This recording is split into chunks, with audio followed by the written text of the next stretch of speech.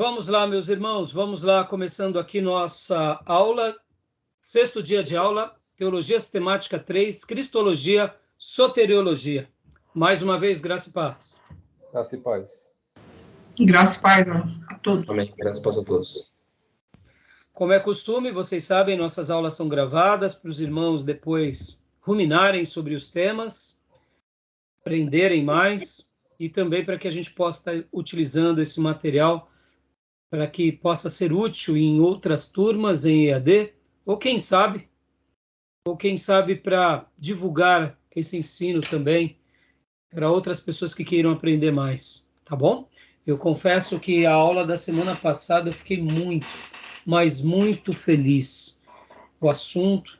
Só para vocês terem uma ideia, hoje, inclusive, eu divulguei aquela aula no nosso grupo interno da igreja, da nossa igreja local, e eu dei como uma tarefa para os membros. Eu falei, pessoal, assistam porque realmente essa aula aqui, ela além de ser esclarecedora, ela tem aquele cunho prático, aquele cunho de fazermos um exercício em cima de todo aquele aprendizado. A gente trabalhou sobre o tema da ressurreição, então eu achei que foi muito legal.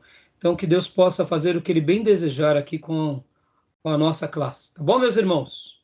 Então, nossa 6ª aula teremos hoje, a 7ª e a 8ª, e aí fechamos esse módulo. Teremos dois dias de feriado, então, infelizmente, vamos perder um pouco sobre isso. Hoje nós vamos começar a parte 5 do livro, que é o material de doutrinas, aplicação das doutrinas da redenção, ou, como chamamos na grade do nosso curso, soteriologia. Estou muito empolgado, estou muito feliz e preparei um material muito legal para vocês. A gente vai trabalhar no livro-texto. A gente começa hoje a parte 5, a página 547, e a gente vai começar o capítulo 31, a graça comum, tá bom? E por falar em graça, quero ler um texto muito citado sempre lido, muito citado nas igrejas, que é Efésios capítulo 2, versículo 8 e 9.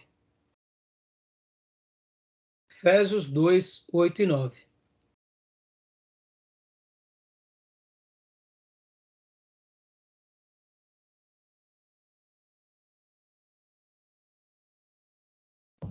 Quem achou pode ler para nós, por gentileza. Hoje nós estaremos trabalhando nos slides e no livro-texto, fazendo essa ponte o tempo todo, porque o material é muito vasto. A parte 5 do livro tem muito slide, então a gente vai estar trabalhando cada slide, indo para o livro-texto, tirando as dúvidas. Eu pretendo hoje concluir a graça comum e começar, se assim der tempo, a matéria de eleição e reprovação. Mas vamos lá, a gente vai com bastante paciência e com bastante dedicação e afinco. Quem achou?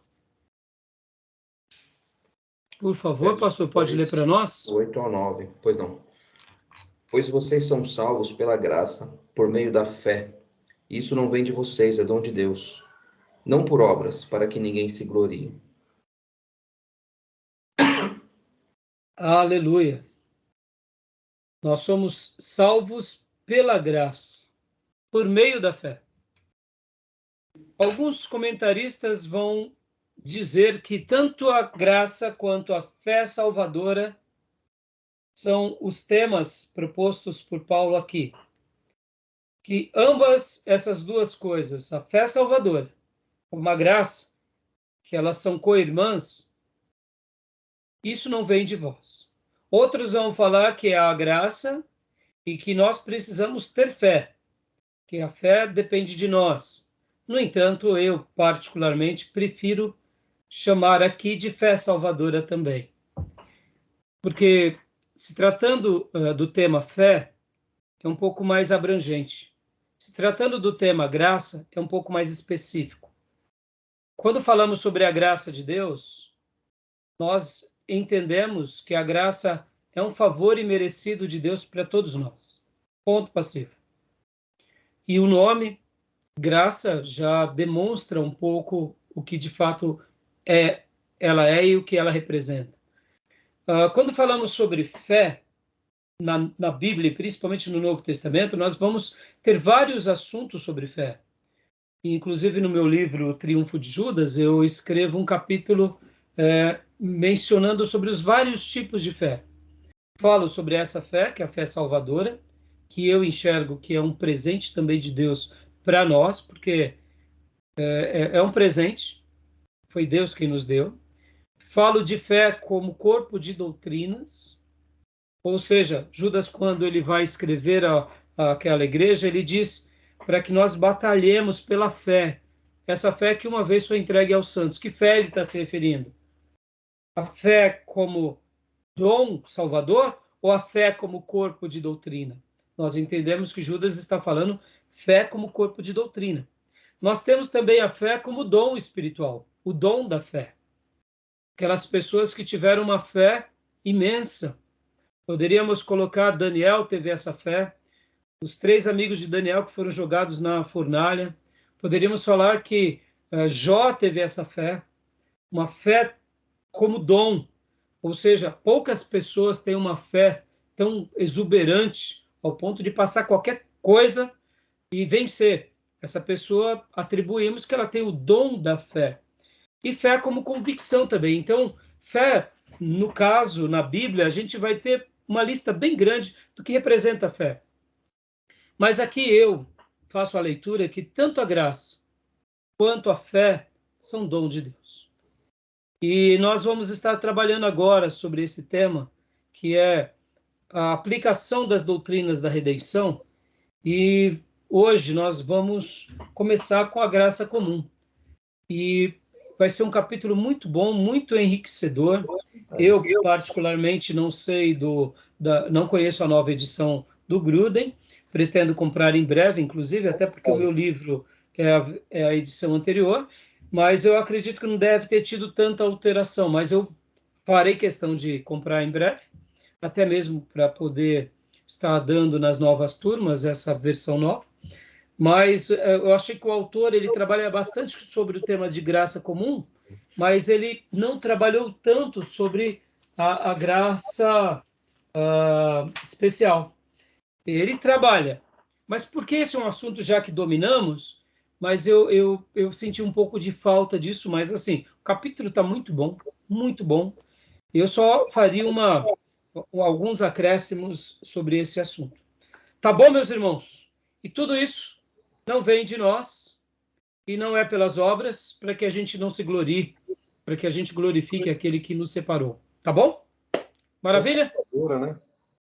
Como? Fé salvadora tem uma distinção com uma fé intelectual, né? Também. Por isso que eu falei que a quantidade de assuntos sobre o tema fé, Júnior, pode ver que a fé, quando nós falamos fé como corpo de doutrina, fé salvadora, fé como dom, fé, né, como você mencionou, então a lista é grande, né? Uhum. E pode ver também que tem um lado da fé como convicção, como entusiasmo, como determinação humana, como aquele gesto que uma pessoa ela pode usufruir. Por exemplo, eu gosto de chamar de fé como convicção. Quando você vê um jogador, um atleta, ele tem muita fé nessa perspectiva. Ele tem convicção. Você vê quando um atleta ele chega seguro no campeonato, né? Eu gosto muito de acompanhar um jogo de tênis. Você nota no semblante daquele jogador que ele está convicto, ele tá cheio de entusiasmo. Então, nós até costumamos dizer que o tênis começa jogando com a cabeça, né? Muitas vezes a pessoa está segura nos golpes e ele cria essa sinergia. Você pode ver que isso é a fé humana, né? É uma convicção que todos têm. Então, perceba que no âmbito da fé, o leque é bem grande, né? Isso passa pela confiança e autoestima também, porque você está seguro da sua capacidade, porque você se preparou, então você tem essa certeza, né? Eu estou bem preparado, então te dá uma segurança. Exatamente. Joia. Então, maravilha, meus irmãos. Alguém comentar mais alguma coisa? Irmã Cleusa, graça e paz, filha. Graça e paz, boa noite. Boa noite. Graça e paz, irmãzinha. Desculpa, não chamou e eu também não estava conseguindo conectar a internet. Tudo bem, eu fiquei um pouco preocupado porque alguns irmãos tiveram dificuldade e aí eu mandei para a irmã a mensagem. Olha, mas a gente já começou, tem 10 minutos a nossa aula, eu fiz aquela leitura e agora a gente vai começar os slides, tá bom? Graça e paz, Gil. Graça e paz, pastor, graça e paz, irmãos. Paz, Desculpa o atraso. Joia. Então, meus irmãos, vamos lá. Vamos agora ao compartilhamento do material.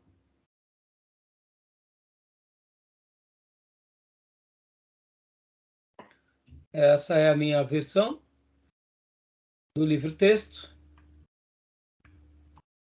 A estrutura da obra, pode ver que agora nós estamos aqui, a doutrina da aplicação da redenção, lembrando que nessa matéria é cristologia e soteriologia. Já eu explico um pouco o porquê chamamos de soteriologia. E sobre o Espírito Santo a gente vai tratar num outro módulo. Vamos lá. A doutrina da aplicação da redenção.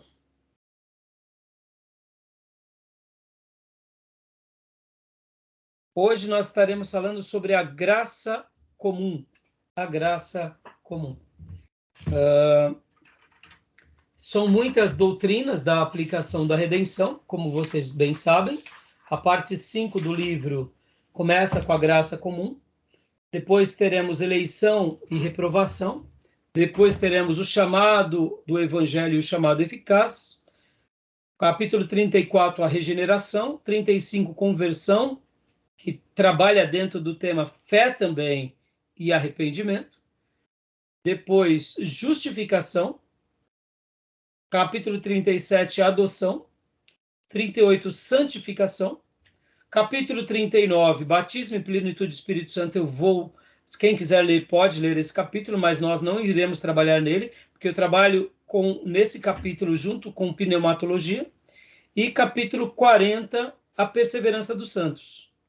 E depois também temos outros capítulos, que é o 41 e o 42 e o 43, que é morte e o estado intermediário, nós não trabalharemos.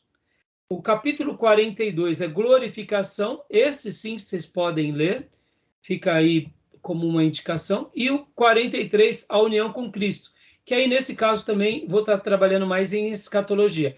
O capítulo 41, 42 e 43 eu acabo trabalhando mais em escatologia. Mas esses capítulos eu estarei abordando principalmente o capítulo 42, que é a glorificação. Tá bom? Então, a gente vai fazer um apontamento sobre isso. Joia?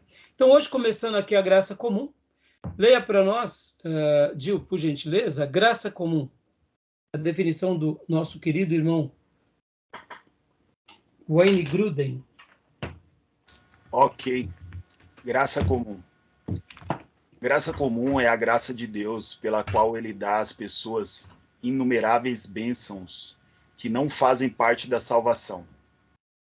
Opa, então ele já define.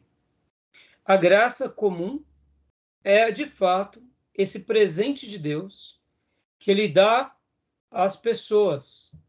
E quando ele coloca aqui as pessoas, ele está se referindo a todas as pessoas, sejam elas cristãs ou não. Como eu mencionei há pouco para vocês, eu trabalharia nesse capítulo da seguinte forma: graça comum e graça especial. Eu abordaria um pouco mais isso. Mas, como tudo, né? Na teologia sistemática, nós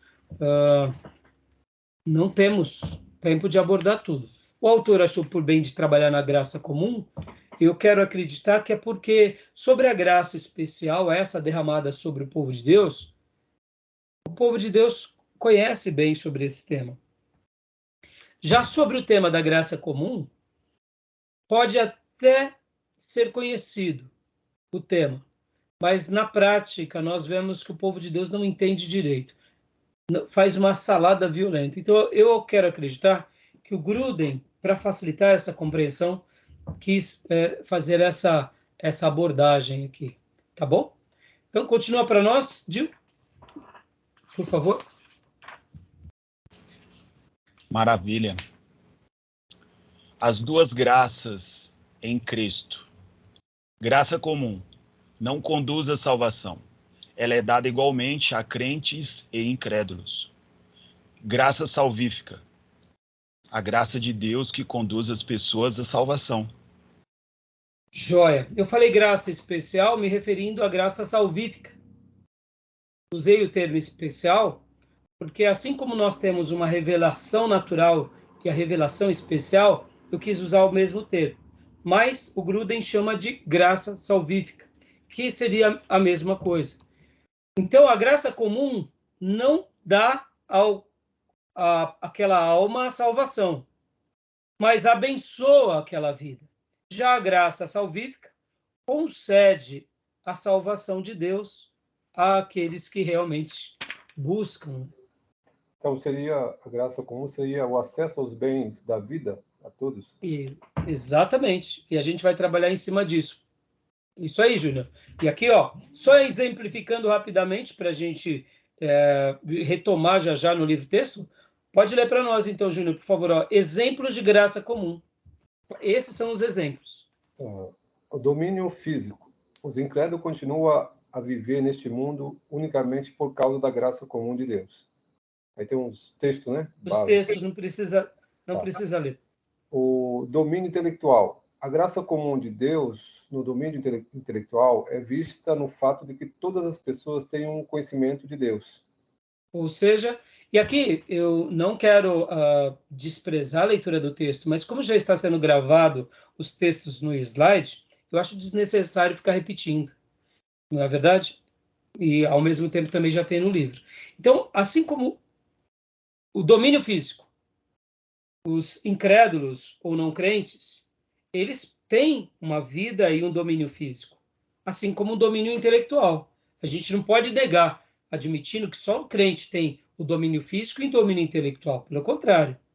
Então, a graça comum, na realidade, ela é esse presente de Deus sendo dado a quem? A todos os homens. E é por isso que o Gruden fala que a graça comum é a graça de Deus, pelo qual ele dá às pessoas inumeráveis bênçãos que não fazem parte da salvação. Então, essas pessoas são agraciadas. E eu gosto dessa definição do Gruden, porque ele coloca as duas graças em Cristo. Quem concede é Deus, é Cristo, às pessoas. Pastor, mas o camarada é ateu. Tá bom, ele foi abençoado. Pastor, mas ele é de uma outra religião. Tudo bem, ele é amado por Deus. É nisso que eu falei na minha leitura inicial, usando o texto de Efésios 2, 8 e 9, a graça de Deus é o favor imerecido. É o amor dele sendo derramado. É a bondade e a misericórdia dele atingindo o ser humano todo, mesmo esse ser humano sendo pecador. Por isso que conhecer a graça de Deus é maravilhosa. E saber que sobre a raça humana foi derramada uma graça comum é especial. Porque isso gera em nós humildade, gera em nós clareza, nos tira do pedestal da exclusividade. Eu sei que não deveria ser assim, mas por causa da nossa religiosidade, por causa do nosso exclusivismo tolo e fútil, nós muitas vezes nos sentimos melhores do que os outros, e não deveria ser assim. Então, ao estudar sobre esse tema, o pedestal da exclusividade é destruído. E nós passamos, então, a entender que, assim como Deus ama a todos, e Jesus morre por todos, no entanto, nem todos irão aceitá-lo, por isso que é aos que creem, mas o amor dele vai sobre todos, a bondade e a misericórdia dele vai sobre todos, a graça de Deus também vai sobre todos. E essa graça ela é tão abundante que faz com que o ser humano seja tão extraordinário. Então, quando nós falamos que Deus se revela ao ser humano na revelação natural, agora nós olhamos para a graça comum e entendemos que essa revelação que Deus se revelou pela natureza não é simplesmente uma revelação pela natureza, é um derramar de bênçãos de Deus ao gênero humano e a criação de Deus. E é por isso que a gente chama isso do quê? De uma graça abundante, uma graça comum, que cai sobre todos, como a chuva, sobre justos e injustos. A palavra que define a graça comum seria as palavras de Jesus, que a chuva de Deus cai sobre todos, justos e injustos. Por isso que é exatamente isso. E aqui o nosso querido Gruden vai falar o domínio físico e também o domínio intelectual. Pode continuar lendo para nós, Júnior, por favor? Domínio moral. Deus também, por meio da graça comum, limita as pessoas para que não sejam tão más quanto poderia ser. O domínio criativo. Deus tem permitido medidas significativas de talento nas áreas artísticas e musicais, atividades atléticas, arte culinária, literatura e assim por diante. Obrigado, Júnior. Nós não podemos dizer, irmãos, e aqui o nosso querido irmão Wayne Gruden não colocou os textos, mas no livro-texto tem vários textos bíblicos. Nós não podemos dizer que o domínio moral é uma coisa exclusiva do povo de Deus. Isso está no ser humano. E se ele se inclina favoravelmente a uma vida ética e moral mais elevada, ele desfruta desse domínio moral. E, aliás, o problema nosso contemporâneo da igreja ocidental é esse. Nós achamos que, por sermos filhos de Deus, podemos fazer qualquer coisa que a misericórdia de Deus está sobre nós. É usar a graça de Deus como uma graça barata. E foi por pensamentos parecidos como esse que Israel foi para o cativeiro, que o povo de Deus, no tempo dos juízes, foi dizimado pelos cananeus, e também a história da igreja vai ensinar que a igreja de Jesus padeceu muito. Porque não é o fato de termos crescidos dentro de uma igreja que os valores éticos, morais e espirituais estão sobre nós. Há uma quantidade enorme de pessoas que se esconde atrás da igreja, se esconde atrás da Bíblia, se esconde atrás de Deus e se esconde atrás, inclusive, da denominação. E, pasmem, o juízo de Deus, nada disso vai livrá-los de uma sentença. Pode ver que nas cadeias, a quantidade que tem de Samuel, de Davi, de Paulo, de João Batista é imensa. O que são isso? São crentes ou filhos de crente. E como pararam lá na cadeia? Porque os pais não foram criteriosos, ou a igreja, de ensinar os verdadeiros valores de Deus. A igreja contemporânea ela é muito fraca na sua moralidade. E aqui fica um comentário que a gente seja muito mais firme com isso. Porque muitas vezes a gente simplesmente quer uma igreja inclusiva e uma igreja onde o pastor diga somente coisas boas. Meus irmãos, a gente tem que ter igrejas em que a gente encaminha as almas para o céu. E não para nós mesmos, e não para as fileiras dos bancos ou para as nossas vaidades. Porque isso é muito sério. Então, o domínio moral não é uma exclusividade do cristão. O domínio moral é uma exclusividade do gênero humano. Quanto mais eu me dedico a desenvolver a minha ética e a minha moral, eu desfruto desses valores. E pasmem vocês, não é à toa que temos um monte de crente egoísta, discípulos de falsos profetas. Por quê? Porque já se perderam na sua moralidade. Assim como também o domínio criativo. Não é simplesmente o povo de Deus que tem a criatividade na sua essência. Nós vemos cientistas brilhantes, artistas brilhantes, atletas brilhantes. Vamos até pegar um período também da história aqui recente, que é o período da União Soviética, onde muitos atletas ganhavam medalhas e mais medalhas e eles declaravam que eles eram ateus.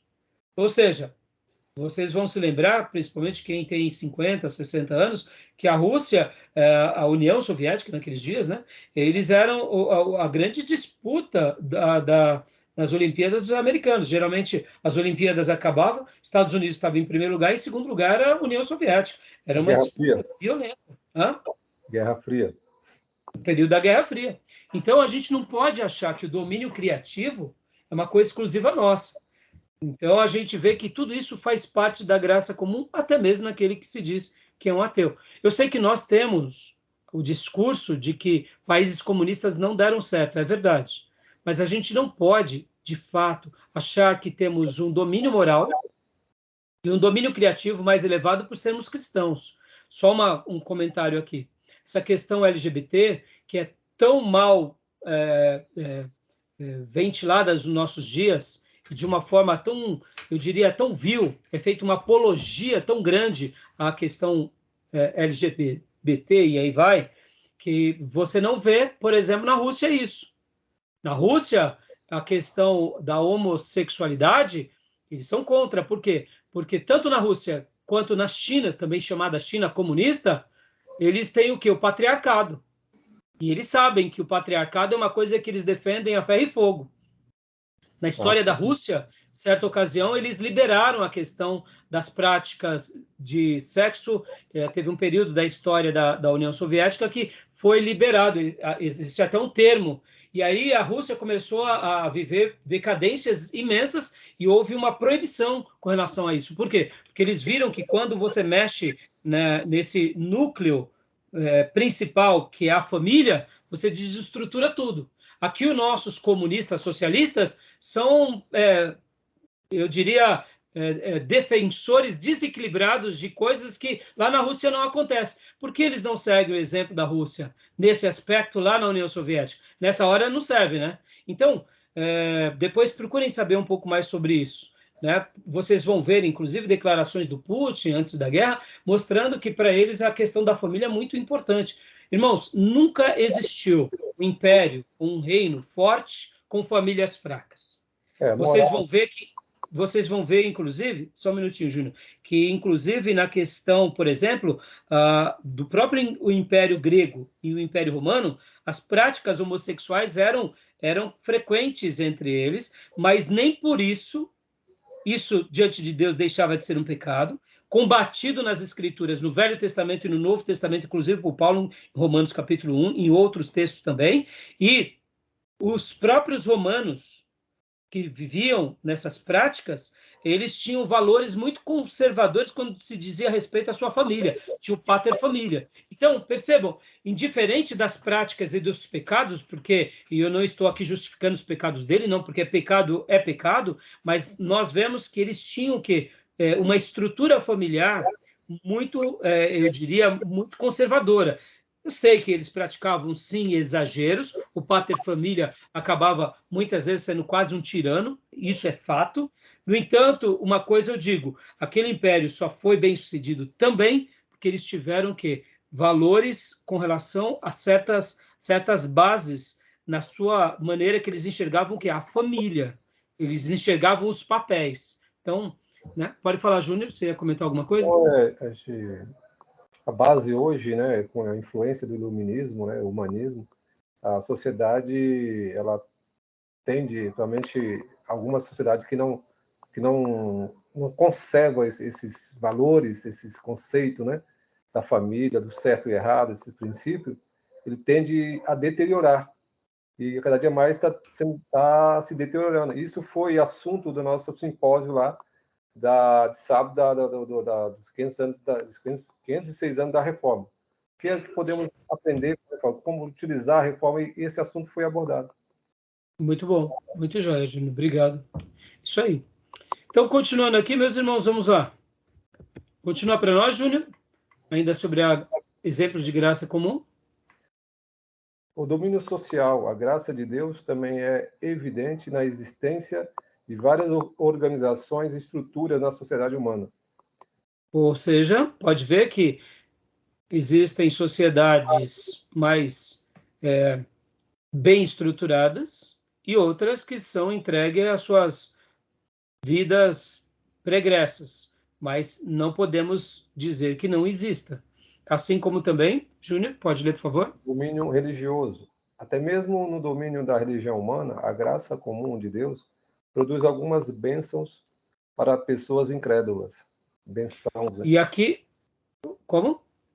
A gente fala bênção, mas na verdade seria benção, né? Porque tem o forte.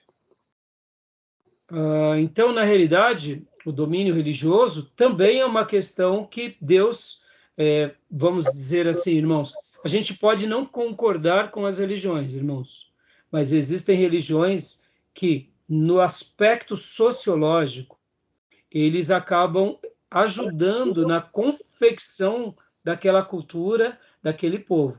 Assim como existem religiões... Como? O tecido social, né? O tecido social, exatamente.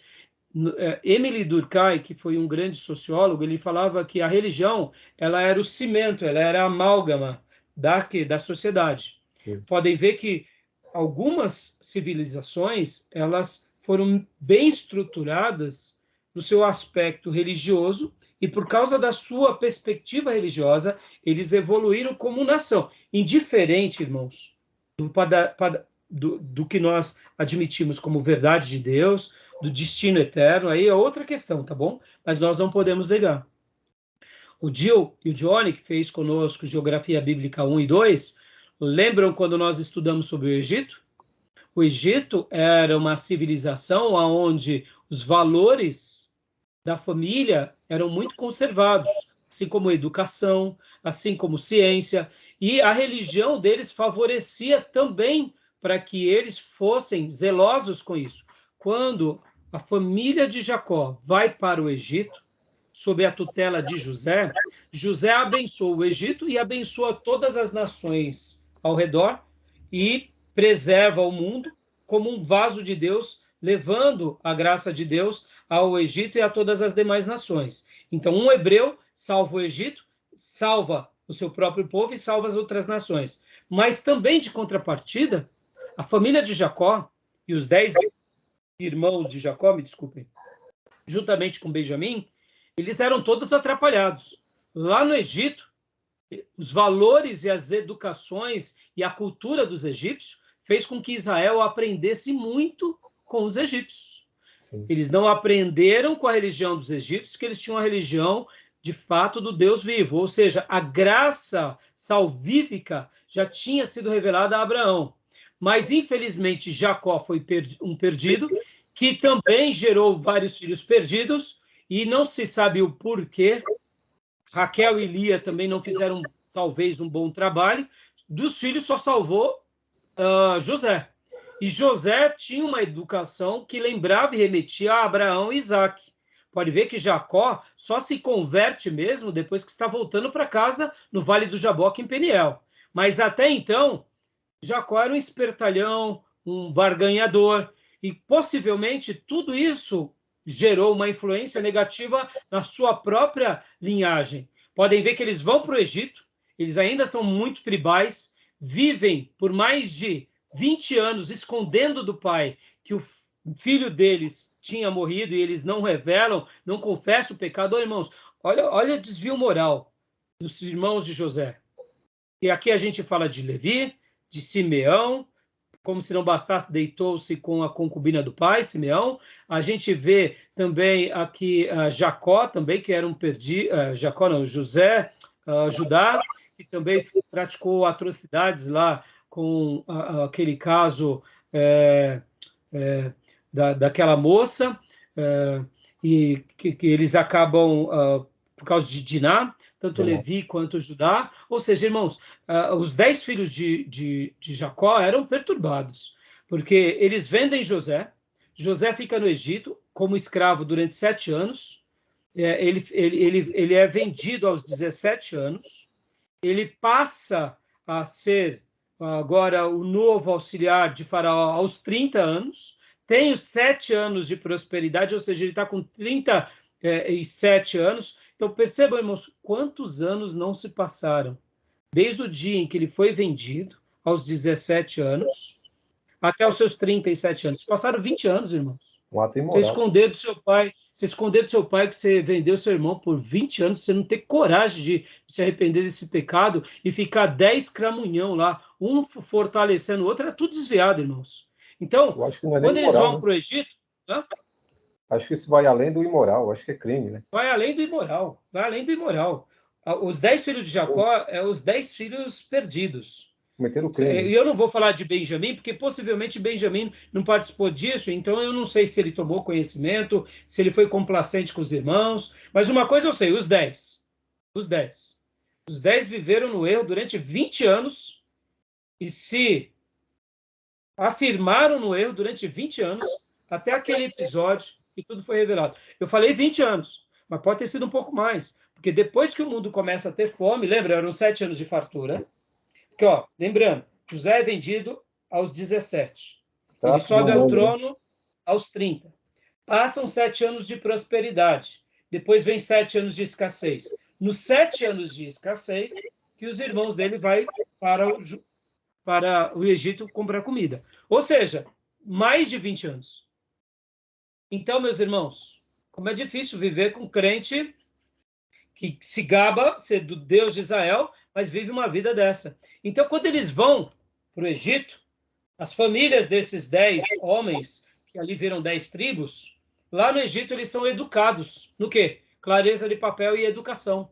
Então, essa característica que a gente está aprendendo aqui, o domínio social e o domínio religioso, infelizmente, os filhos de Jacó desviados aprenderam um pouco o que era ser humano com a religião dos egípcios. Aprender um pouco a dar valor à família com a religião dos egípcios. Agora, imagine que loucura é essa. É óbvio que José era o diferente da curva.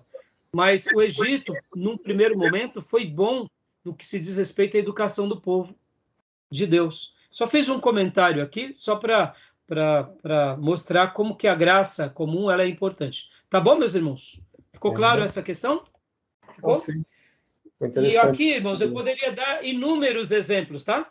O povo de Israel, tribo do norte, tribo do sul, que também durante o reino dividido foram terríveis, e Deus ensinou eles lá na Babilônia. Irmãos, a história vai se repetindo assim, ó, a granel, tá? E aqui nós temos os neopentecostais, temos os pastores que são complacentes do erro, que querem igrejas cheias de pessoas vazias. Então, meus irmãos, que tipo de igreja a gente quer ser? Entendeu? Então, fica aí. Eu sei que a gente não está em teologia pastoral, mas é a essência do pastor Rai mesmo que fala mais alto nas aulas, né? Tá bom? Então, vamos lá. Continuando aqui. Os crimes dos irmãos, né? Hã? Os crimes dos irmãos que você mencionou aí, foi além de um ato imoral, mas foi um aparente mal necessário, né? Porque a mão de Deus soberano estava encaminhando José para tudo aquilo. Não, mas aí, Júnior, a gente não pode pensar assim, vou até te falar por quê. Sabe por quê, Júnior? Porque isso pega na cabeça de um predestinado que usa a graça como uma graça barata, e eu estou dizendo isso porque eu já tive exemplos assim, de ovelhas que me deram um trabalhão, foram embora da igreja, voltaram, aprontaram várias e depois falaram, não, mas foi Deus quem permitiu, pastor. Não, minha irmã, não confunda. Não confunda. Eu sei que o que você falou, na perspectiva da soberania, claro, mas talvez o que não foi bom foi colocar que foi um mal necessário. Não precisava ser assim, né? Só, né? Só para sim. É só para então maduros, só isso aí. É que você brincou, mas o pastor já está aqui, ó, com alerta, né? Assim. Não, porque pega aí um gadareninho perturbado, pelo amor de Deus. E é por causa disso, né? Falam que Deus, não, foi Deus quem quis que eu fizesse aquilo. Foi nada. Deus nunca vai nos levar ao pecado. Aproveitando o ensejo, Deus nos permite passarmos por provação, mas Deus jamais nos tenta, porque a característica do nosso Deus é santa. E o tentador é uma função do diabo. Deus não nos tenta, Deus nos prova. Sim. A cobiça está em nós e o tentador está solto. E a gente dá ouvido para o tentador e depois quer jogar a culpa em Deus. Não. A gente que se inclina para o mal e para o tinhoso. Claro. E aí Deus ele nos permite cair nas nossas próprias mazelas para a gente ver o quanto a gente não é nada, né? Então, mas beleza, vamos lá. Continuando aqui, Júnior, leia para nós razões da graça comum. Razões da graça comum. Por que é que Deus concede a graça comum aos pecadores indignos que nunca alcançarão a salvação? Agora vamos ler os textos bíblicos, tá bom? Então, Maísa, abra para nós em 2 Pedro 3, do 9 ao 10. Primeiro, pode ler para nós, Júnior, por favor? Para redimir os que serão salvos. Joia. Pode ler para nós, Maísa, por favor? Gil, abra para nós em Lucas 6:35. Pastor Johnny, em Romanos 2:5 e 3:19, tá bom? Ok. Então pode ler para nós, Maísa, por favor. Segunda Pedro Segunda 9, 10. 9 e 10. O Senhor não demora em cumprir a sua promessa, como julgou alguns. Ao contrário, ele é paciente com vocês, não querendo que ninguém pereça, mas que todos cheguem ao arrependimento. O dia do Senhor, porém, virá como um ladrão. Os céus desaparecerão com um grande estrondo. Os elementos serão desfeitos pelo calor e a terra, e tudo que nela há será desnudada. Leia novamente, mas a primeira frase, por favor. O Senhor não demora em cumprir a sua promessa, como julgam alguns. Ao contrário, ele é paciente com vocês, não querendo que ninguém pereça, mas que todos cheguem ao arrependimento.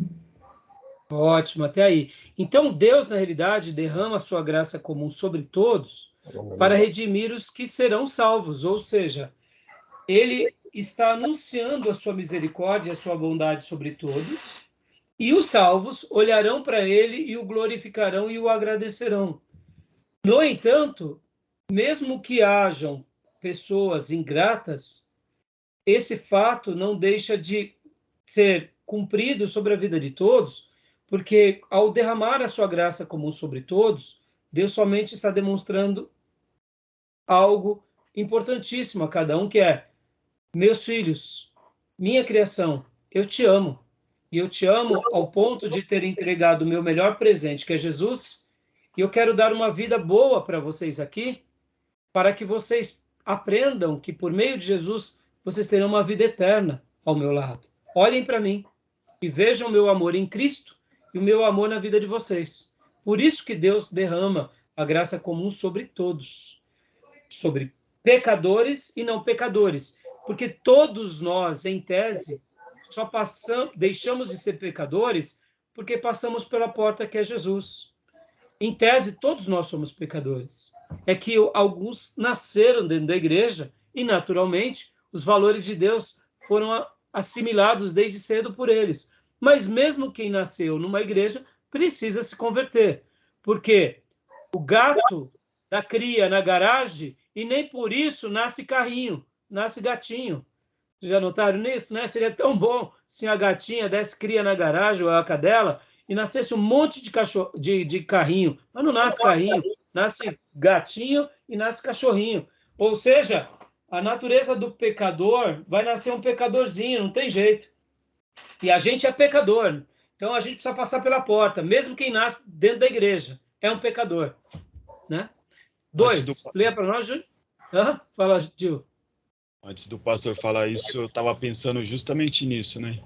Como é espantoso a gente observar essas coisas em relação à graça comum, porque Deus derrama a sua graça sobre todos, sobre os pecadores e sobre os seus filhos, aqueles que creem nele. Mas como isso vai contra a nossa natureza, né? Porque a gente é o contrário, aquele que nos fazem bem, a gente quer bem, mas aqueles que vão contra nós e nos fazem mal, cara, que se lasquem, né? Como diz alguns, né? Que se lasquem. É isso aí. E isso vai tão contra a nossa natureza, e é espantoso ver isso em Deus. Isso é maravilhoso demais. Exatamente, Gil. Quando a gente entende um pouco mais da graça, Gil, a gente entende mais do amor de Deus. Nossa. É o amor dele, né, sobre o ser humano. Agora percebam, né, irmãos, Deus ama tanto e julga, ele é um Deus de amor, mas é um Deus de justiça. Como ele sabe lidar com essas faces sem se perder, a gente não sabe, né, irmãos? A gente se perde, né, ora na justiça, ora no amor desequilibrado, ora no juízo temerário, ora numa omissão. Nós somos muito falhos, por isso que precisamos de Deus em tudo, né? Diga, Júnior. Nossa justiça é sem misericórdia. Exatamente. Exatamente. Pode ler, Júnior, 2 para nós? Para demonstrar a bondade e a misericórdia de Deus. Lucas 6,35. Exatamente. Deus, ao derramar a sua graça sobre todos, demonstra, olha, eu sou bom. Eu sou bom. Incomparavelmente bom. Eu sou um Deus de amor, de misericórdia e de bondade. Leia para nós o texto, Gil, por gentileza. Amai, pois, vossos inimigos, e fazei bem, e emprestai sem sem nada esperardes em troca. E Olha aí. será grande o Joia. vosso galardão, e sereis filhos do Altíssimo, porque ele é benigno até para os ingratos e os maus. Poxa. Olha, ele é benigno Glória a até Deus. para os ingratos e maus. Por isso, irmãos, que ao entender a graça comum, é o que eu falei no início dessa aula, nós destruímos qualquer tipo de vaidade e de exclusivismo. Aham. Porque a gente olha e fala, não, não. O que me faz ser diferente do macumbeiro, daquele que a gente julga ser idólatra, é porque os nossos olhos foram abertos pela graça. Só isso. Uhum. Mas a gente não é melhor do que eles em nada. É porque Deus abriu os nossos olhos. Hoje nós entregamos a nossa vida e por cumprirmos a palavra dele, entregarmos a nossa vida a ele e pedirmos para que ele nos salve e nos perdoe, ele faz nascer a divina semente em nós, nós nascemos de novo. Tudo é graça. Tudo é graça. E quando a gente começa a entender a preciosidade da graça, a gente destrói qualquer poste ídolo de presunção, de arrogância, e nós olhamos para eles e lembramos de que antes de estarmos aqui, nós éramos piores do que eles. Por isso que não tem aonde se vangloriar ou se envaidecer. Por isso que é muito importante entendermos sobre a graça. Na realidade, soteriologia, ou doutrinas da aplicação da redenção, poderíamos chamar como doutrinas da graça também. Doutrinas da graça. Porque ao entender sobre toda a obra da redenção, nada mais é do que compreender melhor um pouquinho do que é a graça de Deus. Né? Tá bom? Continua para nós, Júnior, por gentileza. Então, para demonstrar a justiça de Deus, né? Só um adendo aí, se for para nosso julgamento, a gente não daria chance para muita gente. Assassinos, a gente não daria chance. Você entendeu? Porque a gente não digo nem uma pessoa que tem uma religião macumbeira ou se opõe a gente na questão de fé. Mas eu digo desses são cruéis, homens, pessoas cruéis. Sim, a gente não daria oportunidade, chance para ele. Exatamente. Então, nossa perspectiva de justiça. Júnior, falando, eu lembrei, por essa semana, eu estava indo trabalhar e encontrei um jovem pedindo dinheiro no farol, né? Cara, e aquilo me trouxe uma revolta tão grande no coração, justamente por ele ser tão jovem e tá pedindo ali dinheiro, e a gente sabe que não era para comprar comida, né? Ou às vezes até era, mas na maioria das vezes é para comprar uma outra droga.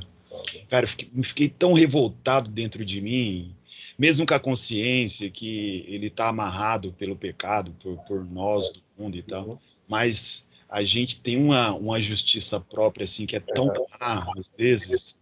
Meu Deus do céu. E essa Somos muito pequenos.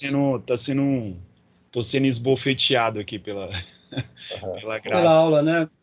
Mas, Gil, nós somos assim, Gil. Você vê, a gente é muito pequeno. Por isso que eu falei que aí, quando a gente começa a entender um pouquinho mais sobre a graça, há um destronar de tudo que a gente montou como sacrossanto, como privilégio. Porque que nem você falou, Gil, na nossa infância, eu tô com 52, tinha maconha, tinha cocaína, depois veio o lança-perfume. Um vizinho meu, ao fumar maconha, ficou louco. Aquilo nos assustou demais, todo o bairro ficou assustado. Porque ele realmente, os neurônios dele eram jovem, ele virou uma ameba. E era um jovem vigoroso, atlético, e de repente ali dos 14, 15 anos, quando você foi ver, 16, 17, ele praticamente começou a vegetar. E nunca mais voltou a ser o mesmo. Então aquilo foi um choque. Mas hoje, com essas novas drogas que eles fazem de verdade para viciar no primeiro momento, é uma praga tão grande que a gente não tem noção do que isso representa. E é assim, você vê, é uma sociedade permissiva, é uma sociedade corrompida, é uma sociedade que valoriza o tráfico, os traficantes, os poderosos. Então, assim, quando a gente pega, por exemplo, pessoas próximas que foram para as drogas, ou por um momento de fraqueza, ou por um momento de tristeza, ou por uma vacilada mesmo, e não consegue mais voltar, e é um amigo nosso, aquilo destrói a gente. Vira um Então, doente. você vê, é uma doença. Por isso que a gente tem que ver, exatamente, a definição melhor é essa, um drogado como um doente. Como um doente, é verdade. A Eu minha sei que é revolta era difícil. mais por ele ser jovem e tá pedindo. Ser cheio de Não, então esforço. Vai Sim, você trabalhar. poderia Eu estar trabalhando, pensava né? dessa Mas forma, né? Vai mas trabalhar. mas é aquilo, eu sei que a gente tem que ter posturas firmes, né? Hoje a gente vai trabalhar um pouco sobre isso, um pouco na lição, mas ao mesmo tempo a gente tem que ter esse coração de compaixão, como a gente acabou de ler agora no texto, que Deus é benigno para com os maus e para com todos esses, né? O final do texto diz, Deus é benigno para com os maus, que você leu, e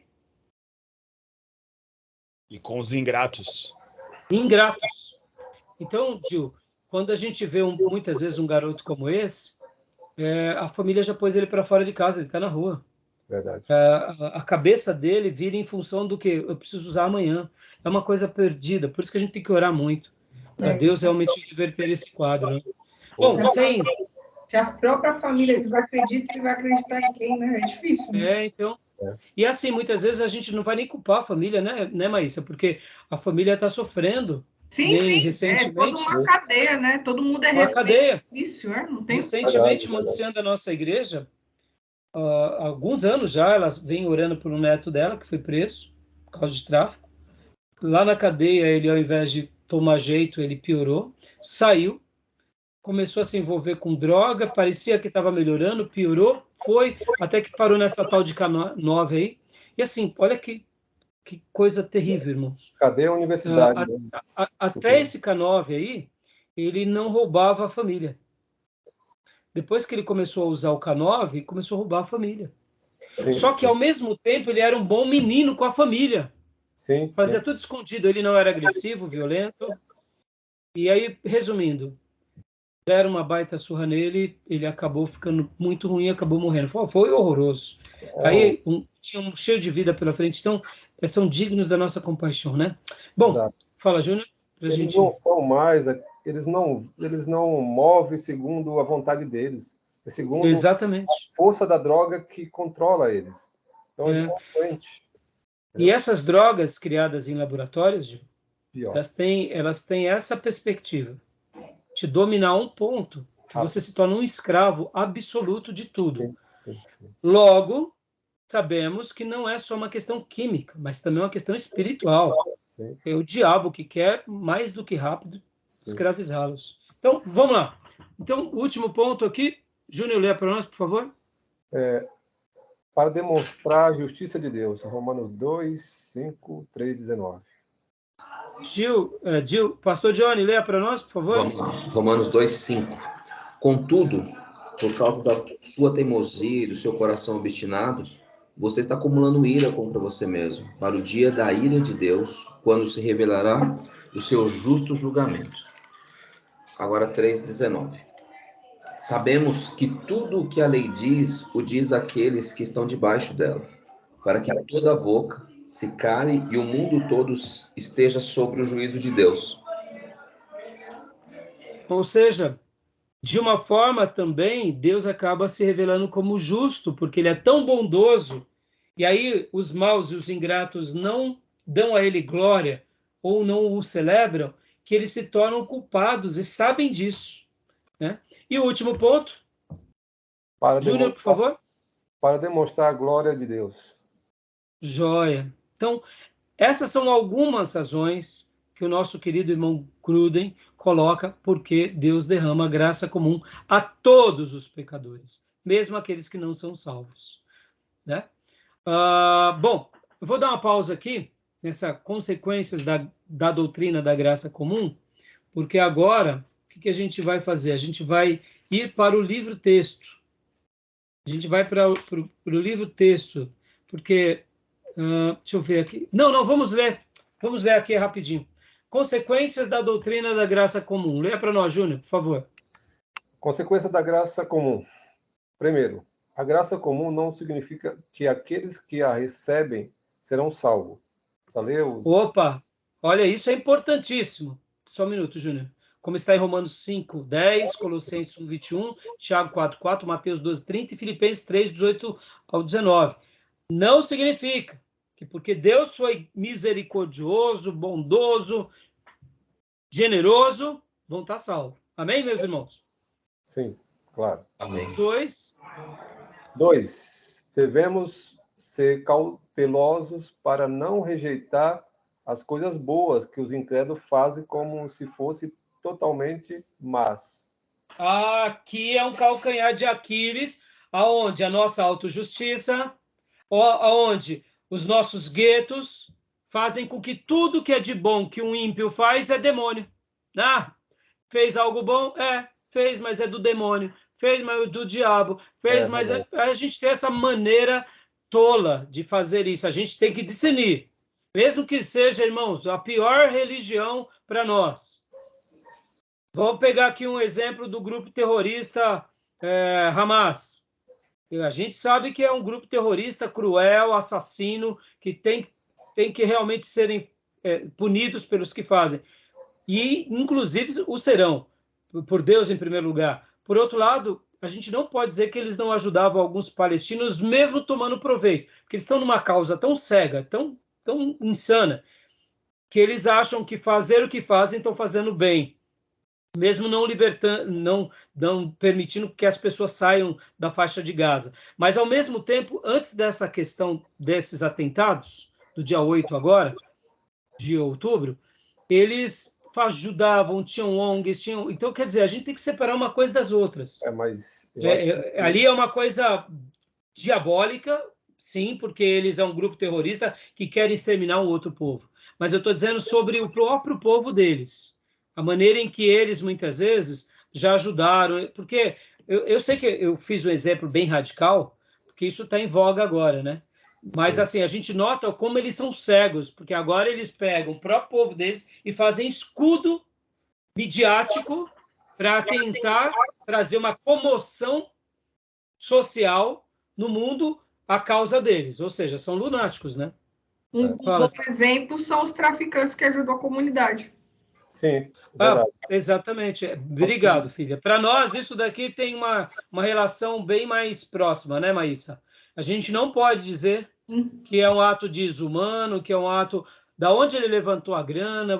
Bom, aí é outra história. Mas dizer que o que eles fizerem... não serve, né? Eu acho que esse exemplo não serve. Porque é que a gente foi longe, né?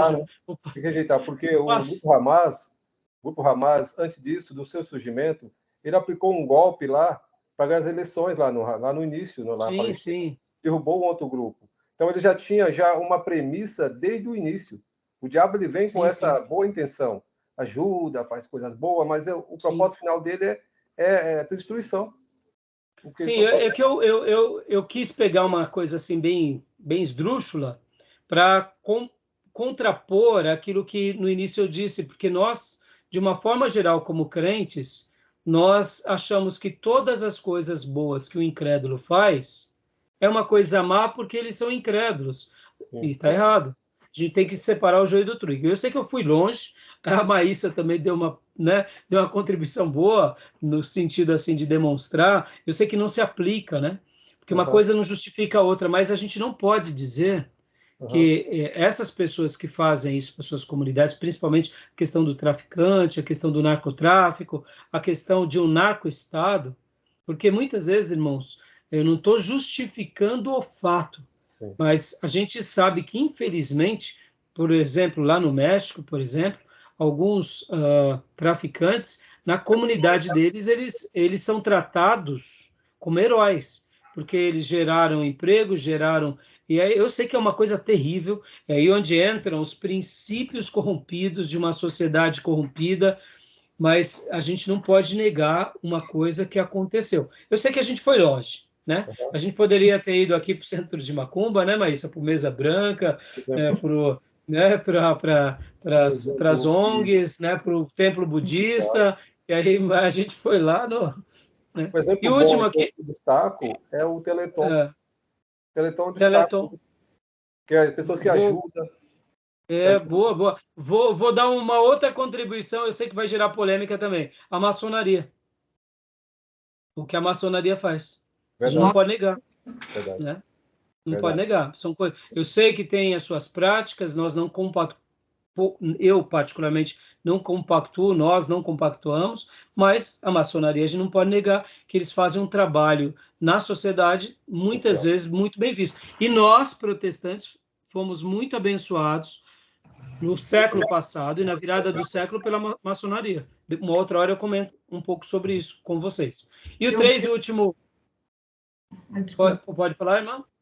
Eu vejo como o seguinte, às vezes tem alguém que está carecido de alguma coisa, né? E aí vem um incrédulo e abençoa essa pessoa, né? E aí eu já vi a frase, não sei se é bíblica, né? Que Deus dá ordem até aos demônios para que abençoe o seu filho, entendeu? Então, mas você vê, é uma frase, mas isso é carregada de preconceito, né? Sim. Óbvio, né? Agora a gente que não é Deus, o pessoal demoniza, mas vai entender, né? Mas assim, tirando o preconceito e os exageros e tirando aquelas maldades dos endemoniados mesmo que querem prejudicar, de fato, Deus dá ordem até pro diabo mesmo, né? Mas assim, na realidade, a gente não pode achar que todas as atitudes boas são do demônio. Por quê? Porque é a graça comum sobre o ser humano, é o ser humano na sua generosidade. É melhor o quê? Ver uma pessoa com atos de bondade ou ver com bomba, querendo destruir todo mundo? Exatamente. E terceiro e último ponto, das consequências da doutrina da graça comum, Júnior, por favor. A doutrina da graça comum deve conduzir nosso coração a uma extrema gratidão a Deus. Aleluia. Amém? É isso aí. Essa é a proposta, tá bom, meus irmãos? E aqui a gente para, porque aí já vai entrar na eleição. Beleza? Ok. Tá bom? E agora, o que nós vamos fazer? Nós estaremos indo vivo o texto e vamos dissecar esse capítulo agora. O intervalo. Tá bom? Só que é isso que eu ia falar. A gente vai ter intervalo e a gente volta. Tomar um café, como almocei hoje. Tomar um café. Oh, meu Deus do céu, como pode? Almoçou. Tá bom? Então, irmãos, tudo bem até aí? Vamos para o nosso intervalo? Beleza. Logo, na sequência, a gente vai mergulhar no livro texto, tá bom? Beleza. Então, até já. Até já. Tchau.